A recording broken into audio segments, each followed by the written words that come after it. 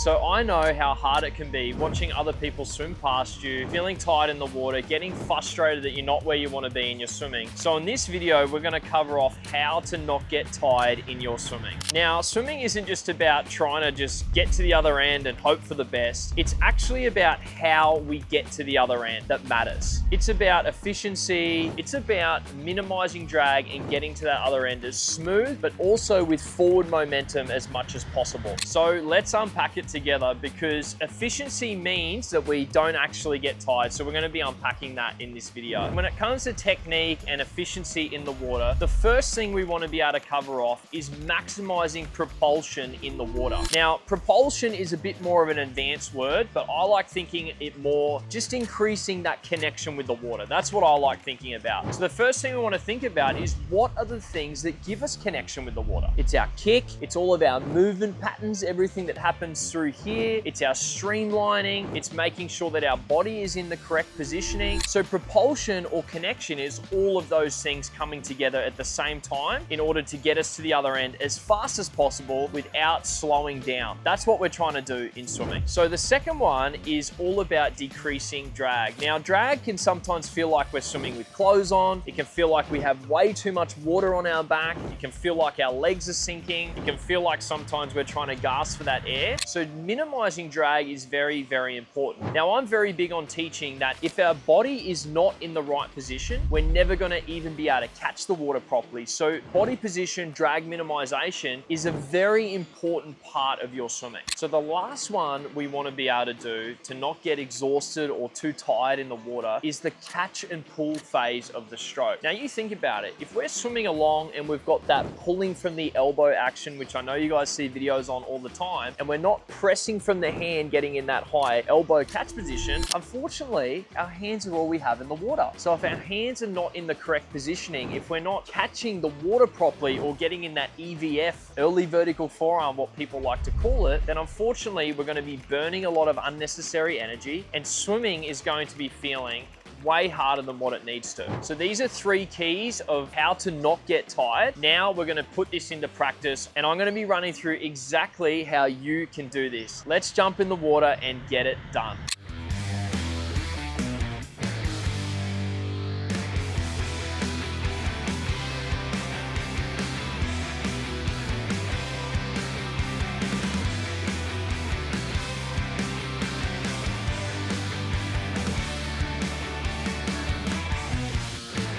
Very lucky, guys, to have Kat here, my wife. She's a beginner, starting to get a bit more immediate swimmer at the moment. So we're going to be unpacking that swim that we just did. So what we're looking for is we want to have that increase in propulsion. We're trying to minimize drag, and we're trying to increase that catch and pull phase of the stroke. Now, what's happening there in your swimming is you can see quite clearly when you're swimming on the footage that you are really letting yourself go when you're breathing. So your body looks quite straight in the water. I'm actually really, really happy with that. But what we're seeing here is that real collapsing there on the breath, which is what I don't want to see. As we know, we don't want to get tired when we're swimming, guys. So the hardest thing to do in swimming is to not get tired when we're swimming. We're always feeling exhausted. Were you feeling exhausted then?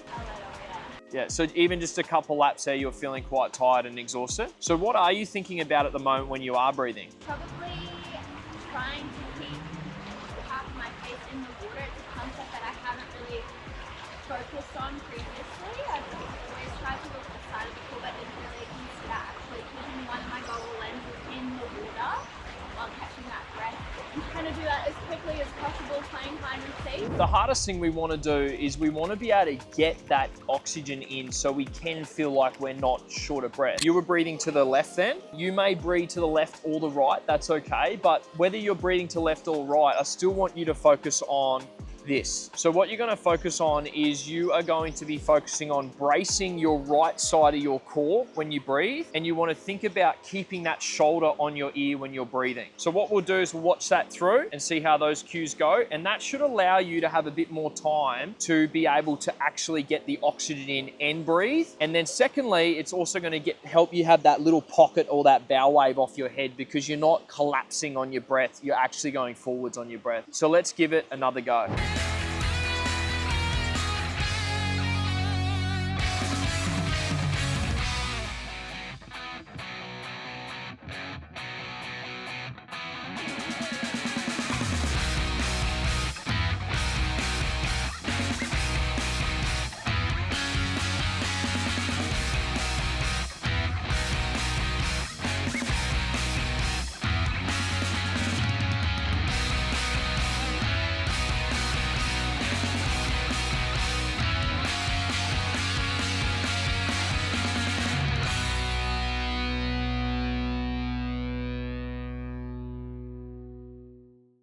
So much better job. I was really happy with that. The problem that we're seeing there now is she's just rushing the recovery a little bit too much, which is forcing that hand in that catch position. If you're out there and you're struggling with the same thing, so your hand is still trying to force the catch a bit too quickly, what you want to do is slow down the back of the stroke on the opposite arm. Okay, so that's what you would focus on if you wanted to do this. Did that feel any better for you? It did. It felt like I could perhaps, I felt a bit stronger in my breathing position, like things were a little bit more tight than they perhaps previously.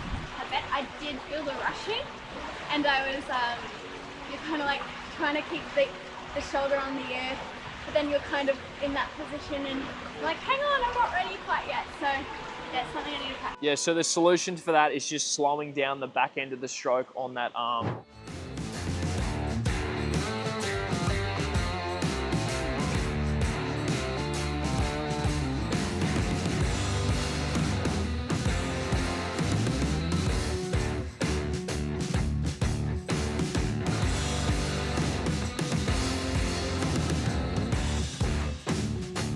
So Kat, what we're going to be talking about now is we're going to go through your stroke and assess it, because what we're trying to do is teach you how to not get tired when swimming. Were you feeling quite tired then when you were swimming? Yeah, like I definitely noticed that, you know, I was breathing a little heavier. I probably aren't where I want to be in terms of, you know, effortless swimming or feeling like I've got this, you know? Nice. So I guess there's a couple of really important parts. What I'm saying is at the moment, what I'm seeing is you're really rushing your recovery. Now, whenever we think about recovery, guys, the point of recovery is to recover. It's not to burn and waste energy. So if we're forcing our recovery, we're going to force our catching. So the first thing that I'd like to see you do better is slowing down the back end of the stroke so you can allow time to set the catch up quite there. You can see when we're just looking through the footage now that you are rushing the stroke a lot. So the next thing that I really wanted to cover off with you is reducing drag. Now, drag is very important because obviously if we're dragging, we're burning energy. So your body looks quite well in the water. I'm actually quite happy with it. If we just put a line across your body, you're actually quite straight in the water. What I would like to see you do is just really focus on getting that chin back a little bit more, because what's happening is your head is just a little bit buried when you're swimming. Now, in regards to catching,